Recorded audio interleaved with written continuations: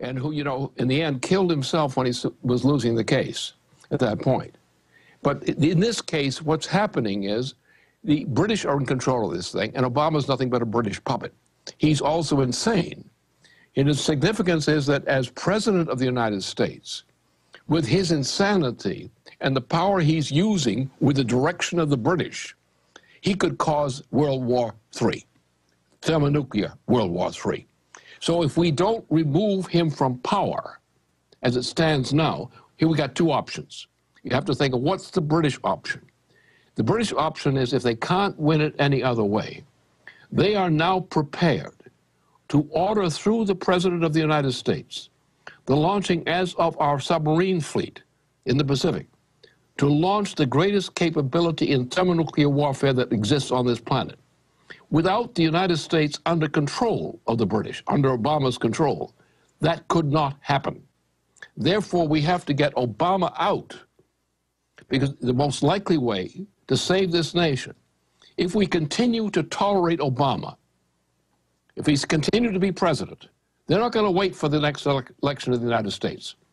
The danger comes now. We don't know the exact date, but we're approached that point. Now, two things are, the British have two objectives.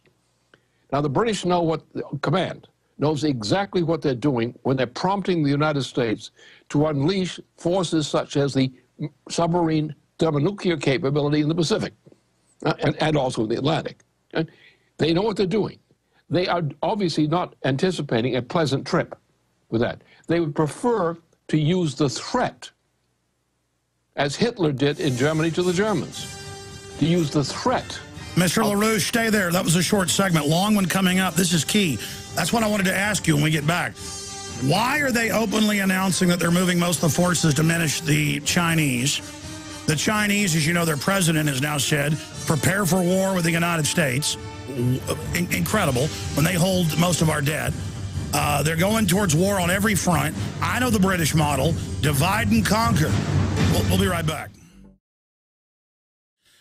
There's a bunch of news I haven't gotten to. Twitter, Facebook, Google, they're all announcing they're going to go along with governments to censor.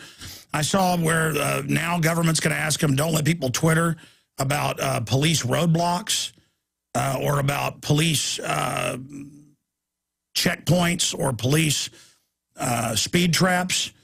Well, what do you think a CB is? Breaker 19, let me know if there's any smoky on up ahead. I mean, it's good. We're allowed to talk to each other. You don't have prior constraint on us talking to each other. But going back to our guest, you can call them if you ever want to get a copy of their intelligence report that comes out on a routine basis. Great magazine, 800-929-7566 or LaRouchePAC.com. There's also other websites they have as well, but LaRouchePAC.com. And he joins us now. Okay, so we're going to break, and we were talking about understanding the city of London, the Venetian black nobility, vestigial remnant of the Roman Empire and Byzantine system that survived and was taken into Europe and then finally settling after, I guess, the Templars' purge in London. And Scotland, for that matter, but in London, in the city of London, the city within the city, one of those, again, cities on its own, sovereigns saying that they're above everyone. What is their mindset so people can understand it, and what this great game is, and why do they have the U.S. military openly menacing the communist Chinese, who our own government has helped give the MIRV technology and ICBM Long March technology to? What is this great game? Well, the game includes the elimination of the Russia, China, India, and so forth. The immediate target for weapons attack is from the United States if it's working under the British direction, which Obama represents. In that case, then the target is principally against the Russia, China, the other leading nations of Asia, including India. Those are the targets. Now, the British prefer not to take the risk of the repercussions of a full-scale thermonuclear attack on that part of the world and any other places they think is a threat to them. They would prefer to have us sign a treaty agreement with the British Empire, that is with Wall Street and London, and thus submit to the dictatorship of those powers. That way the British would get everything. It would be a bit slower than winning a thermonuclear war, but they would accept that because they don't want to be killed too. They just want the people they want to kill to be killed. So therefore we have two options. If we allow this president, Obama, to continue in the presidency, we are doomed, because the full repercussion of launching of a thermonuclear war. Our military are not guilty. Our military, our Joint Chiefs of Staff and people like that, and people in the intelligence community are of the same persuasion. They are fighting like the devil, and so far have helped to prevent this from happening. It was supposed to happen soon after the killing of Gaddafi. But our best military people were a key factor in preventing us, and some of our intelligence community were a key factor within the limits they have of power in this system, have delayed this thing so far. But we're now coming to the point that the British are getting desperate, and they're now pushing hard against Russia, against China, for total submission. And, sir, I want to be clear, because neocons and others write articles about myself, and they say, Jones doesn't want war with the Russians and Chinese.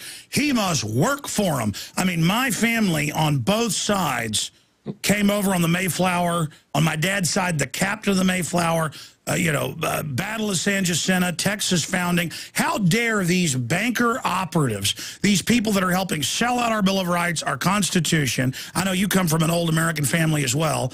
How dare these type of people claim that because we don't want nuclear war and we don't want 30,000 drones in the skies and secret arrest of citizens, the system is showing us it's a bunch of tyrants. And then if we don't want war and conflict, we're traitors. No, they are the traitors. And is it not treason when they're launching wars under UN authority? They're not going to Congress. They're saying, we'll arrest citizens and kill citizens. I mean, I saw Lindsey Graham on TV. He goes, yeah, of course the NDAA is for citizens. We won't just arrest you. We'll kill you without a trial. I mean, they are trying to come out in the open and hide their tyranny in plain view and appeal to authority.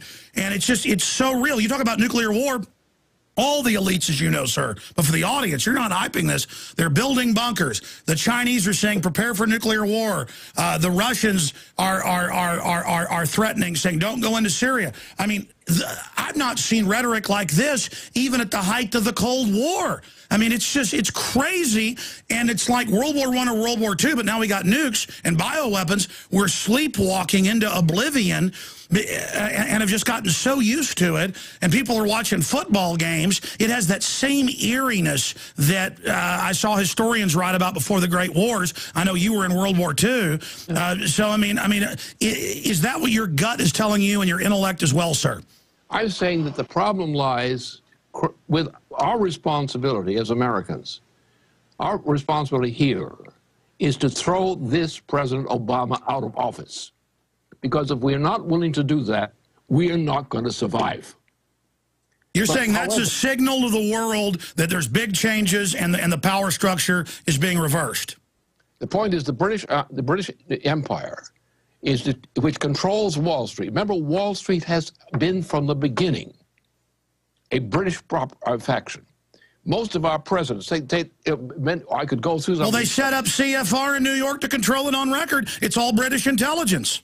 Sure it is. But the point is, if the problem is the killing of Kennedy and the entry into a long war of about 10 years in Indochina was intentional, and Kennedy opposed that, and he was killed to get him out of the way to get that war unclosed. That war destroyed an impetus which existed under Kennedy for projects which would rebuild this nation in a way which we would today envy. What has happened, we have essentially 3 generations of people who do not know, as adult experience, they do not know what the United States represented under Eisenhower and Kennedy, and of course also Roosevelt before. They don't know that. They've been terrorized by what, a succession of wars. Wars all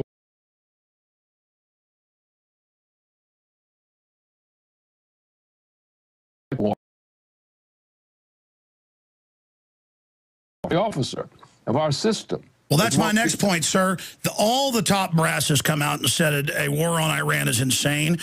Most of the Israeli people, the head of Mossad was fired a year ago because he wouldn't go along with it. I mean, this is so insane. The way I've heard it described by top CIA analyst Ray McGovern is it is a roll of the dice. And there isn't a good number on the die. It just runs from bad to worse. You know, a 6 is total nuclear war. A 1 is doubling of gas prices, regional war, terror attacks, economies going under. But that's the neo-feudalistic British imperial model. And they say it's a post-industrial world. They're digging in. They've got seed vaults. They're building bunkers. I mean, the establishment, as you know, is acting like they're getting ready for World War III. Absolutely. But the point is, I look at it from the standpoint. Complaining doesn't get you anywhere. What do we do about it? What do we do then? And the point is, we have to arouse the American people in a different way than we usually do. You know, like what happened after Pearl Harbor.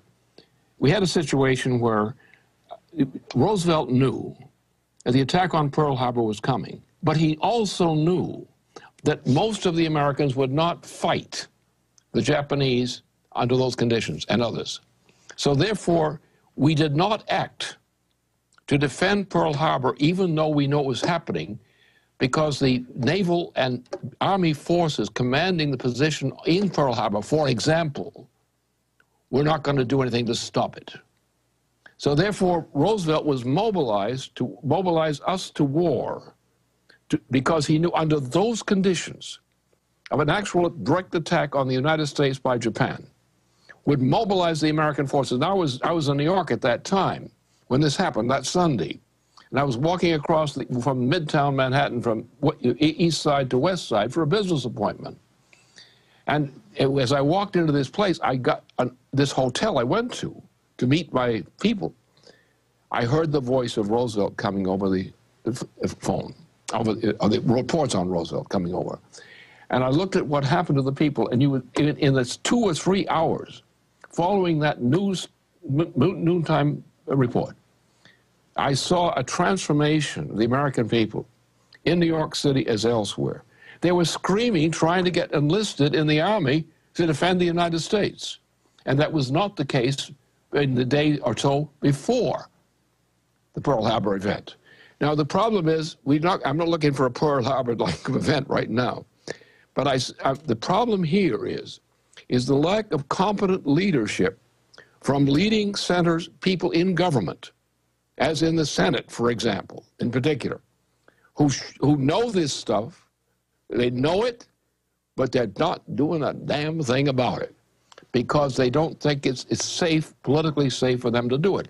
That is a result of the demoralization of our population over 3 generations, that is among adults, from the killing of Kennedy, and especially from the experience of the launching of the actual prolonged Indochina War. But we have been going through war. I understand, sir. So what is the time frame? I mean, there's a big awakening happening, but it's not coordinated. You know, the Congress has the lowest approval rating. Obama's unpopular, but it doesn't matter what we want or makes sense. You know, 70+% don't want all these wars. They just keep going forward. So what do you see happening if the British puppet, the globalist puppet Obama is not removed? Well, what you've got now, the problem is you have no guts, especially represented by all of the Republican candidates and the one and plus minus the Democratic candidate. If you have that list of candidates, presidential candidates or pre-candidates, this nation is demoralized. That kind of electing that kind of junk to be the leading candidates for the direct election? You do that? You tolerate that? You tolerate these clowns? Well, why don't the banksters, Senator in around London, you know, as you say, why do they want us so demoralized? I mean, I guess so that we follow every order. Right. They want the folks. They were going to intend to reduce the population of the United States, among other places, you know. You don't think we're going to come out of this as spectators to this great war? No. Are among the targeted victims of this war. And if we can't... Let's explain. The British play everybody off against each other. See, people think of it as you pick one side or the other. No. Think about the third position of the group manipulating you. That's what the Rothschilds have always done. You've written about them. They're all supporting this.